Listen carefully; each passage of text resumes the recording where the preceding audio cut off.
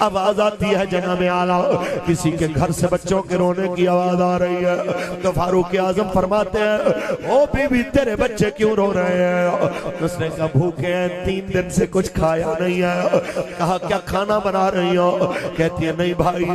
صرف ایک ہنڈیا چڑھائی ہے جس پہ پانی رکھا ہوا ہے اس لیے اس کے نیچے آگ جلا رہی ہوں تاکہ کم از کم یہ بیچارے اس انتظار میں دل بہل جائے کہ کچھ پک رہا ہے کچھ کھا لیں گے تھوڑی دیر بعد صحیح ہے ایسے انہیں نیند آ جائے گی۔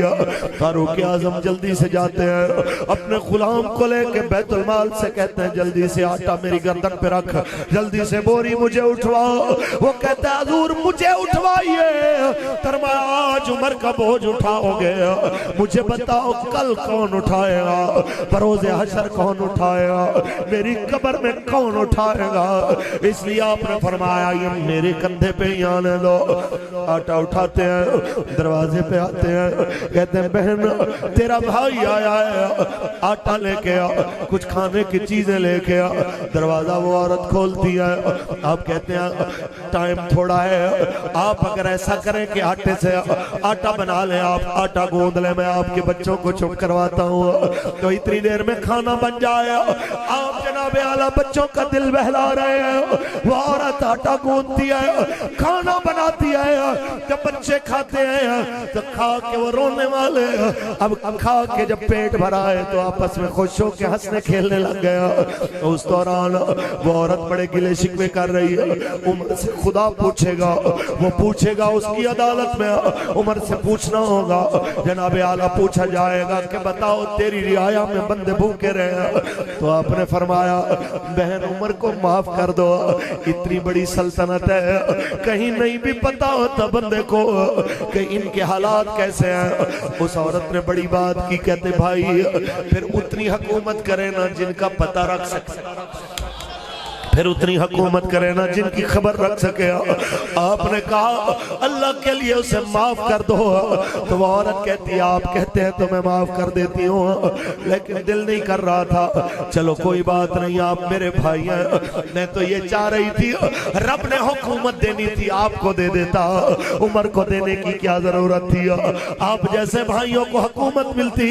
جسے اپنے بہنوں کے بچوں کے رونے کا پتہ داتا اتنی بات کی جب اس نے معافی کا اعلان کر دیا باہر سے غلام کہتا ہے امیر المومنین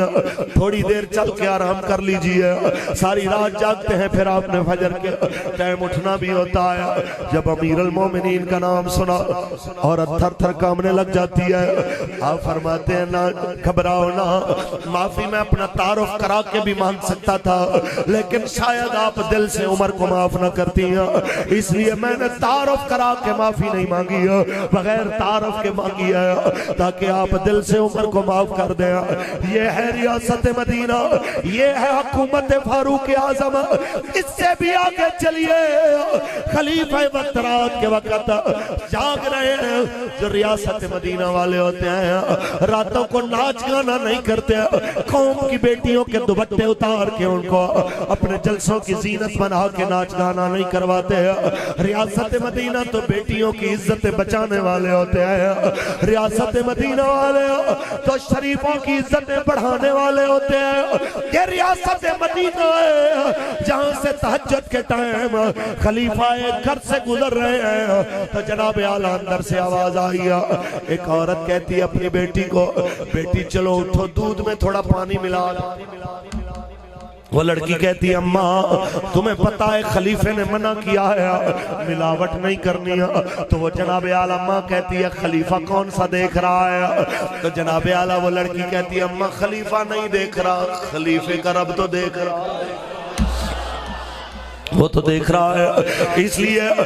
لیے تو مہربانی کر یہ بات دوبارہ نہ کرنا۔ حضرت عمر نے سنا گھر کی نشانی رکھی چلے گئے اگلے دن اس عورت کو طلب کیا رات تم یہ بات کر رہی تھی پانی ڈالنے کا عورت تھر تھر کامنے لگی غلطی ہو گئی آپ نے فرمایا میں نے اس لیے بلایا میں نے آپ کو اس لیے طلب کیا اگر آپ کو برا نہ لگے آپ کی بیٹی کا رشتہ میں اپنے بیٹے کے لیے مانگنا چاہتا ہوں – حکومت وقت ہے کئی سو مربع میل کے اوپر بلکہ کئی لاکھ مربع میل پہ جس کی حکومت ہے، وہ حاکم کیا کہتا ہے؟ کہتا ہے آپ کی بیٹی کا میرے بیٹے کے لیے رشتہ چاہیے تاکہ دنیا کو پتہ چلے کہ ریاست مدینہ میں کوٹھیاں اور گھر دیکھ کے رشتے نہیں مانگے جاتے، کردار اور شرافت دیکھ کے رشتے مانگے جاتے۔ لبیک یا رسول اللہ، لبیک لبیک یا رسول اللہ، لبیک لبیک یا رسول اللہ، لبیک لبیک لبیک یا رسول اللہ، لبیک لبیک لبیک یا رسول اللہ، لبیک۔ تاجدار ختم نبوت سیاست فاروق اعظم میں بات یہاں ختم نہیں ہوئی، اسی آگے چلیے، اونچی بولیں سبحان اللہ۔ حضرت فاروق اعظم کا جناب اعلیٰ